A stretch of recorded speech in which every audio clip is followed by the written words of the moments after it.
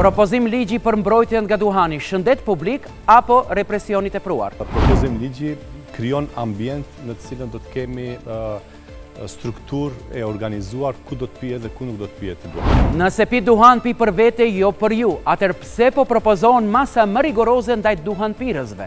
Për shkak të jo duhan pirësve, për shkak se ideja e shëndetit publik është që të krijohet infrastrukturë e cila infrastrukturë do të mbron popullatën. Nëse ajri brendshëm mbrojt, pse ndalimi shtrihet edhe aty ku ka zgjedhje?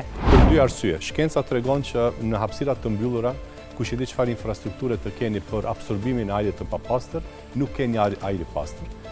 Forma e dytë është që atje ku do të mund të pihet duhan, ne e lejojmë, nuk e lejojmë në hapësira të hapura, minimum nga 3 anët e terasës, pra mapojmë hapësira, vende për pirjen e duhanit, po jo në vende të mbyllura. Nëse qëllimi kryesor janë fëmijët dhe të rinjt, pse fokusi vendoset tek dalimi i pirjes së duhanit nga të rriturit e jo te arsimi, sporti, shëndeti mendor dhe parandalimi i varësive në shkolla? Gjithë këto komponenta që i përmendet janë të pavarura njëra me tjetrën, pra asnjëra nuk e mbulon tjetrën dhe nuk i ndihmon tjetrës.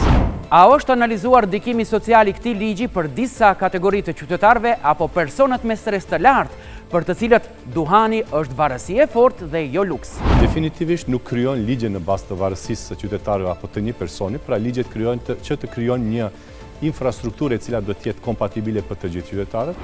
Kur do ta mësojmë të vërtetën nëse janë kryer apo jo ndërhyrje kardiovaskulare të panevojshme në këtë vend?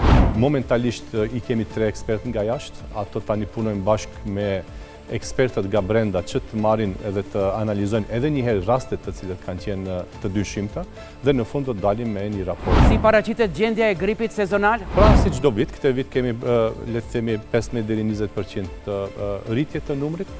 Përgjigjet më të hollësishme sonte në 1+1 i jep Ministri i Shëndetësisë Azir Aliu. Na ndiqni në TVM2 dhe TVM2 Sat.